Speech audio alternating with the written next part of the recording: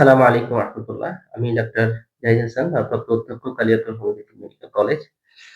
আজকের ভিডিওটা মূলত যারা স্তনের টিউমারের সমস্যায় ভুগছেন তাদের জন্য খুব অল্প করেই কিছু কথা বলে দেব এবং আ যারা স্তনের টিউমারে ভুগছেন তারা কি করবেন এবং কি লক্ষণ দেখা দেয়, আ এর কোন চিকিৎসাটা সবচেয়ে ভালো সে সম্পর্কে সংক্ষিপ্তভাবে আলোচনা করব। আশা করি সবারই কাজে লাগবে।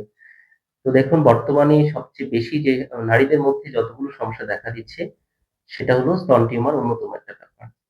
আমরা দেখছি যে অনেক নারীরা তারা দীর্ঘ টাইম টিউমারতে ভুগছে কিন্তু সে শরমে লজ্জায় হয়তো বলতে পারছে না কাউকে বা অনেক সময় খেয়ালও করে না।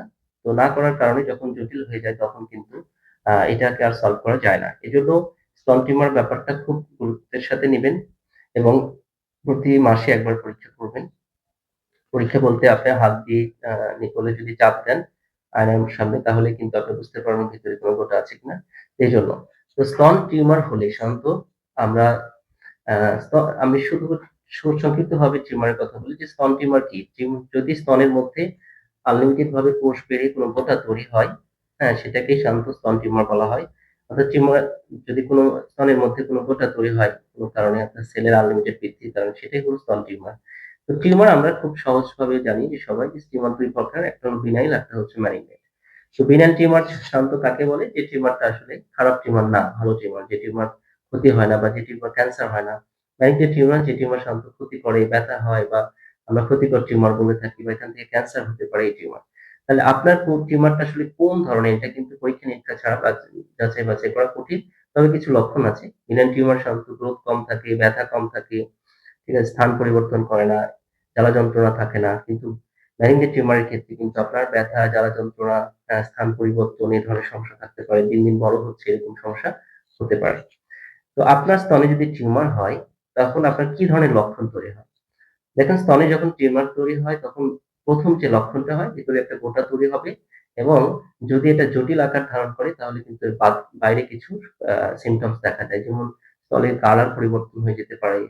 তারপরে স্তনের ভিতর থেকে পুঁজ, আ তরল জাতীয় কিছু বের হতে পারে। ঠিক আছে?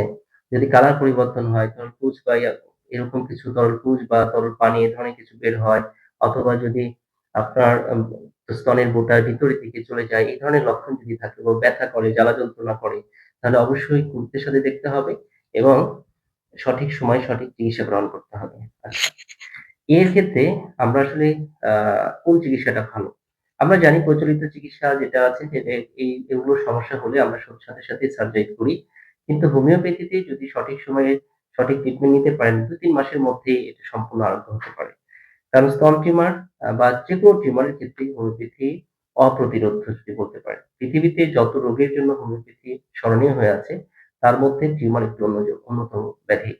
সুতরাং আপনার স্তন টিউমার তো বটে, যেকোনো টিউমার যদি হয়, তাহলে অবশ্যই ১ম এই আপনি হোমিও ট্রিটমেন্ট নিবেন অন্তত ২ থেকে ৩ মাস। আশা করি টিউমারের যে লেভেল থাক, যদি সঠিক ঔষুধ এপ্লাই করা যায়, তাহলে যদি এটা ক্যান্সারের পর্যায়েও যায়, সেটাকেও কিন্তু রিকভারি করা সম্ভব এই হোমিওপ্যাথি মেডিসিনের মাধ্যমে।